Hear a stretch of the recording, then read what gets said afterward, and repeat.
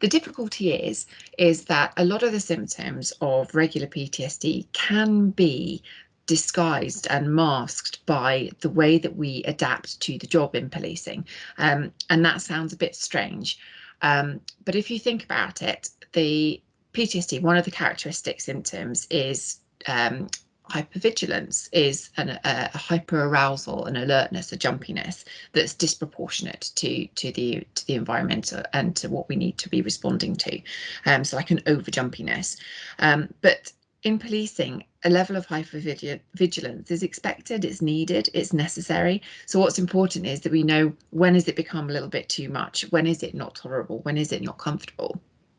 So hypervigilance is something to be looking out for. Other symptoms like poor sleep, irritability, again, they can be masked by simply adapting to a very difficult, stressful job. So it's really important that we use screens and really understand the symptoms ourselves. And there are lots of screens available. Some of the most simple ones, there's one called the International Trauma Questionnaire, the ITQ. That's available online, and it helps individuals just answer a few questions. And in your mind's eye, you can see quite quickly how impacted you have been by an incident, and it helps you to understand if you're likely to be developing symptoms of PTSD and complex PTSD. So I do recommend self-assessment for both. When it comes to complex PTSD, the fact that PTSD hasn't been dealt with often comes down to the fact that one of the coping mechanisms in PTSD can be just to cut off a bit and become a bit numb. And we call that this dissociation and avoidance. And what happens is when officers kind of dissociate from how they're feeling, they have less chance of actually dealing with what it is that's making them cut off. So again, it's a bit of a vicious cycle that we need to intervene with. Also, some coping mechanisms that officers and staff develop in highly stressful roles, and this is very common in the police, are seemingly innocuous, but maybe over-exercising, overworking, so working extra hours or pushing for promotion beyond what's really expected of you, and also turning to and using and abusing alcohol.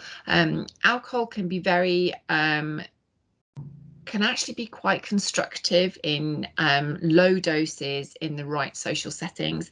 It can help us talk and communicate with others, and take the edge off our anxiety in very small doses. But unfortunately, particularly in our culture in Britain, we don't necessarily know how to stop and when to use alcohol in a way that's healthy and supportive for us.